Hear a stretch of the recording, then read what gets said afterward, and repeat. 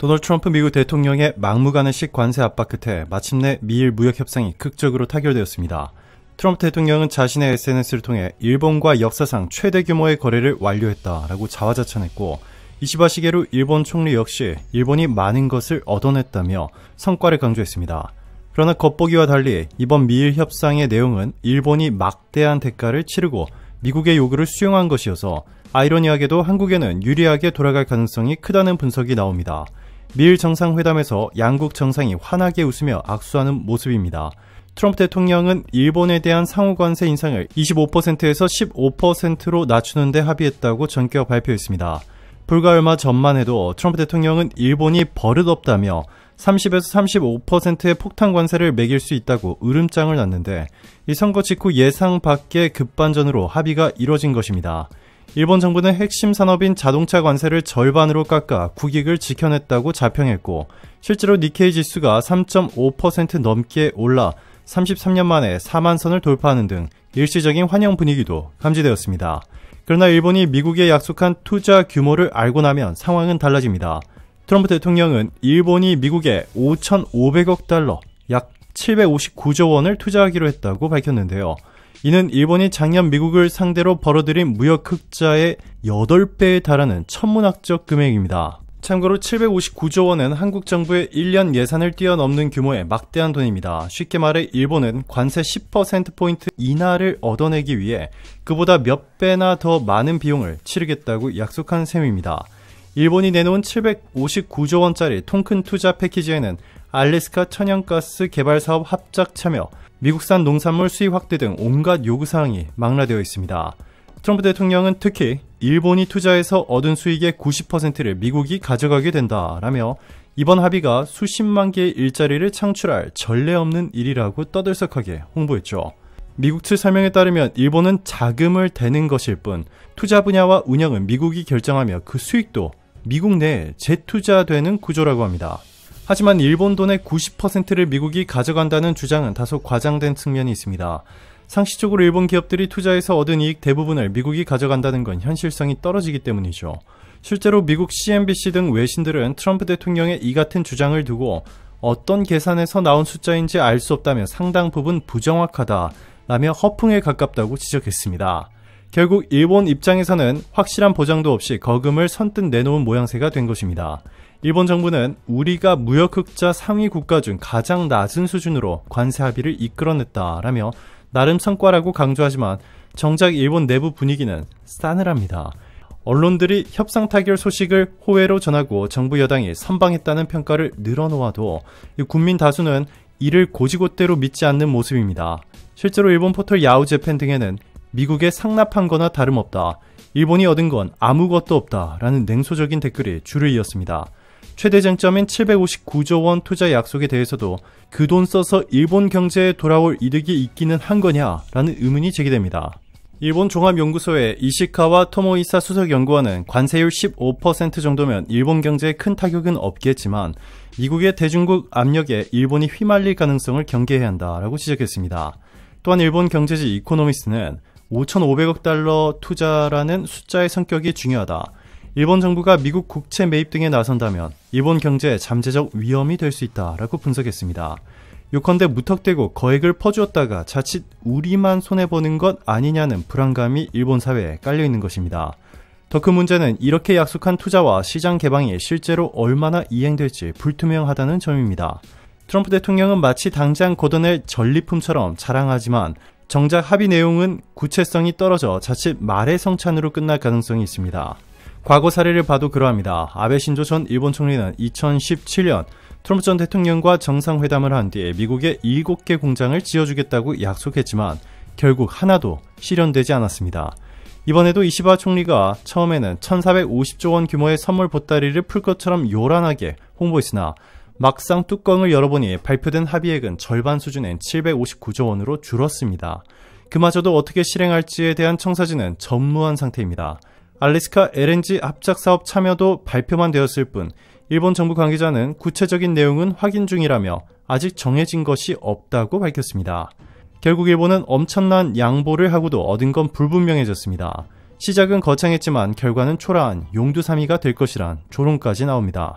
아이러니하게도 일본의 통 큰 양보 덕분에 정작 일본 경제에 미치는 직접적인 타격은 크지 않을 전망입니다. 쌀 시장 개방의 경우에도 일본은 기존에 설정된 무관세 수입 물량 내에서 미국산 쌀 비중만 조금 늘리는 선으로 조율해 국내 농가 피해를 최소화했습니다.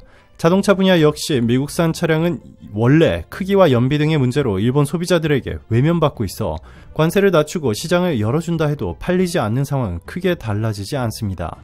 한 발 더 나아가 관세 인상은 미국 소비자들에게 오히려 부담으로 돌아갈 수 있습니다. 일본산 자동차와 전자제품 등의 15%의 관세를 물리면 그만큼 수입 가격이 뛰어 미국 소비자들이 더 비싼 값을 치러야 합니다. 결국 트럼프의 관세 정책은 미국 국민에게 세금 폭탄을 투하하는 격이라는 지적이 나오는 이유입니다. 실제로 미국 경제 전문가들은 관세로 인한 비용은 고스란히 자국 소비자에게 전가된다라며 트럼프표 관세의 실효성에 의문을 제기하고 있습니다. 다시 말해 이번 협상은 일본으로서 명분은 챙겼지만 실리는 없고 미국으로서도 자국 소비자 부담만 키우는 결과를 낳을 수 있다는 평가입니다. 그렇다면 트럼프 대통령과 이시바 총리는 왜 이렇게 서둘러 협상을 매듭지었을까요? 미국과 일본 내부에서 모두 정치적 계산이 작용했다는 분석입니다. CNN과 월스트리트저널 등 외신은 트럼프 대통령이 국내에서 자신을 둘러싼 각종 스캔들, 이를테면 앱스타인 스캔들 같은 스캔들로부터 국민 시선을 돌리기 위해 대규모 합의쇼를 연출한 것이라고 전했습니다. 이 니시야마 다카유키 일본 와세다대 정치학 교수는 트럼프가 국내 스캔들로 인한 위기를 모면하려고 역대 최고의 딜이라며 호들갑을 떤 것이라고 해석했습니다. 정작 협상 실속은 부족한데도 트럼프 대통령이 허황된 수치를 내세워 자화자찬한 것은 자신의 약점을 가리기 위한 국내형 퍼포먼스였다는 것입니다. 일본에서도 마찬가지입니다. 공교롭게도 일본 참의원 선거 직후에 협상 타결 사실을 공개한 것을 두고 선거용 정치쇼라는 비판이 쏟아졌습니다. 이 사라토리 히로시 와세다대 교수는 식량 안보의 상징이던 쌀 시장을 개발하는 중대한 변화를 선거 직후에 발표한 것은 국민을 기만한 행위라고 질타했습니다. 일부에선 미일 양측이 선거 전에 이미 합의를 끝냈지만 일본 유권자들의 표심에 영향을 줄까봐 발표를 미룬 것이라는 뒷말도 나옵니다. 실제로 이시바 총리는 선거가 끝나자마자 오는 8월을 끝으로 총리직에서 물러나겠다라고 갑작스레 발표했는데 협상에 대한 책임을 지지 않고 도망치는 듯한 인상까지 주었다는 평가입니다. 결국 이번 미일 관세 협상은 미국과 일본 모두 급한 불부터 끄고 보자는 심산으로 성급하게 맺어진 측면이 크다는 것입니다. 이처럼 일본이 서둘러 양보를 쏟아낸 덕분에 상대적으로 한국은 한숨 돌리며 유리한 고지를 점할 수 있게 되었습니다. 실제로 이재명 정부는 그동안 한미 관세 협상에서 일본 측 상황을 면밀히 주시하며 서둘러 합의하지 않는 전략을 취했습니다. 일부 국내 언론과 정치권에서는 한국이 미국에 찍혀 곤란해졌다, 한국만 왕따 당하고 있다 라는 등 호들갑 섞인 비판도 나왔지만 급할수록 돌아가라는 격언처럼 서두르지 않는 것이 오히려 신의 한 수가 되었다는 평가가 나오고 있습니다. 국내 온라인에는 일본이 먼저 총대를 메고 한국은 실리를 챙겼다라는 우스갯소리까지 나올 정도입니다. 일본이 급히 합의를 본 덕분에 우리로서는 객관적으로 판을 분석할 시간을 벌었고 무엇을 양보하고 무엇을 지켜야 할지 더욱 명확해졌기 때문입니다.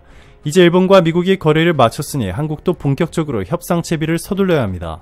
마침 오는 25일 워싱턴에서 한국 측 구현철 경제부 총리와 여한구 통상교섭본부장이 미국 측 재무장관과 무역대표부 대표를 만나 2+2 통상협의를 열 예정입니다. 정부 관계자는 일본의 협상 결과가 중요한 기준점이 된다며 회담에 앞서 우리가 제시할 조건들을 다시 점검하고 있다라고 전했습니다. 대통령실 역시 우리 정부도 국익을 최우선으로 미국과의 협의에 임할 예정이라며 일본 사례를 면밀히 참고하고 있다고 밝혔습니다. 물론 미국이 우리에게 내밀 요구사항도 만만치 않을 전망입니다. 이미 미국은 한국에도 일본에 준하는 규모인 4천억 달러 약 550조 원 투자 펀드 조성을 요구한 것으로 알려졌습니다. 실제로 하워드 로트닉 미 상무장관은 최근 여한구 본부장을 만난 자리에서 일본의 사례를 거론하며 한국도 비슷한 수준의 대미 투자를 약속해달라고 압박했다고 합니다. 일본이 759조 원짜리 선물을 안겼으니 한국도 그에 상응하는 보따리를 풀라는 압박인 셈인데 우리로서는 쉽지 않은 숙제입니다. 다만 전문가들은 한국이 굳이 일본만큼 퍼줄 필요는 없다고 말합니다. 일본은 자동차 관세 폭탄을 피하기 위해 큰 비용을 치렀지만 한국은 최대한 적은 양보로 비슷한 효과를 내도록 협상해야 한다는 것입니다. 예를 들어 한국무역협회 장상식 원장은 일본이 협상력이 떨어진 상태에서 양보를 많이 한 듯하다라며 한국은 디지털 분야 등에서 양보하고 일본만큼은 아니지만 대미 투자 등으로 트럼프 맞춤형 협상을 해야 할 것이라고 조언했습니다.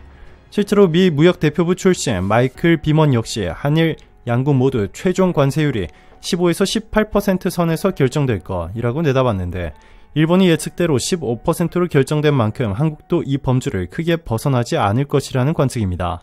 결국 관세율은 비슷한 수준에 수렴할 가능성이 크기 때문에 나머지 부분에서 일본보다 더 유리한 조건을 이끌어내는 지혜가 필요합니다. 당장 거론되는 것은 알래스카 LNG 사업 참여와 추가 대미 투자 발표입니다. 우리도 일본처럼 대규모 대미 투자 계획을 발표해야 하는 상황을 맞을 수도 있습니다. 그러나 꼭 새로운 돈을 쏟아 부을 필요는 없다는 의견이 많습니다. 이미 삼성전자, 현대차, SK 등 우리 기업들이 미국 현지에 수십조 원대 투자를 진행 중인 만큼 앞으로 몇 년간 예정된 투자 계획을 긁어모아 향후 1천억 달러 투자, 이런 식으로 발표하면 충분히 큰 숫자를 만들 수 있다는 것입니다. 예컨대 삼성전자의 미국 파운드리 공장 증설, 현대차의 전기차 공장 건설, SK의 배터리 공장 신설 등의 향후 투자할 금액을 합치면 수백 달러가 훌쩍 넘습니다. 이렇게 이미 계획된 투자를 포장해 제시하면 새로운 부담 없이도 트럼프 대통령이 원하는 그럴듯한 그림을 그려줄 수 있습니다. 설령 거창한 액수를 약속하더라도 나중에 경제 여건이나 사업성이 변하면 기업들이 계획을 슬그머니 변경하거나 연기하면 그만입니다. 어차피 트럼프든 바이든이든 약속은 제대로 지키지 않는 일도 비일비재했던 만큼 우리도 굳이 필요 이상의 양보를 실물로 이행할 이유는 없다는 계산입니다. 한편 트럼프 대통령은 오는 8월 1일부터 한국과 유럽을 포함한 여러 동맹국에 상호관세 부과를 시작하겠다고 예고한 상태입니다. 하지만 이를 실제로 강행할 경우 피해를 보는 쪽은 미국 자신이 될 가능성이 높다는 지적이 나옵니다. 관세 인상이 불러올 수입 물가 상승이라는 부메랑이 미국 경제를 가격할 수 있기 때문입니다. 당장 관세 발효 시 미국에서는 물가가 오르고 소비가 위축되어 트럼프 대통령에게 정치적 악재로 작용할 수 있습니다. 공화당도 선거에서 국민들의 심판을 받을 위험이 있습니다. 결국 트럼프 행정부도 무작정 관세 폭탄을 밀어붙이진 못할 것이라는 전망이 힘을 얻고 있습니다. 이미 한국 재계에서는 미국의 이 같은 일방적 압박이 지속되면 현지 투자 철수까지 고려해야 한다는 우려도 나옵니다. 삼성전자를 비롯해 현대차, SK 등 주요 기업들은 미국 공장 증설 계획을 재검토하거나 생산 거점을 한국이나 다른 나라로 돌리는 방안까지 만지작거리고 있습니다. 미국이 일방적인 고율 관세로 사업 환경을 악화시킨다면 차라리 최소한의 손실로 철수하고 국내 생산을 늘리거나 더 우호적인 국가로 눈을 돌릴 수 있다는 경고입니다. 전문가들은 관세를 앞세운 압박이 장기화할수록 결국 미국 경제에 부정적 영향이 더 크다며 한국은 조급해하지 말고 국익을 최우선으로 차분하게 대응해야 한다고 강조합니다. 이미 우리 정부는 이러한 맥락을 정확히 짚어내 실용적인 외교 전략을 펼치고 있습니다. 일본처럼 성급히 끌려다니기보다 한 발 물러서서 상황을 관망하며 유리한 조건을 얻어낼 때까지 버티는 전략이 주요했다는 평가입니다. 이제 곧 시작될 한미 관세 협상에서 한국이 어떻게 지혜롭게 미국의 요구를 조율하고 일본 이상의 성과를 거둘지 귀추가 주목됩니다. 이미 유럽연합 등 다른 동맹국들도 한국의 협상 결과를 예의주시하고 있는 만큼 우리의 전략적 대응이 향후 국제 통상 판도를 가르는 리트머스 시험지가 될 것이란 전망도 나옵니다. 결국 마지막에 웃는 쪽은 한국이 될 것이라는 기대마저 나오고 있는데요.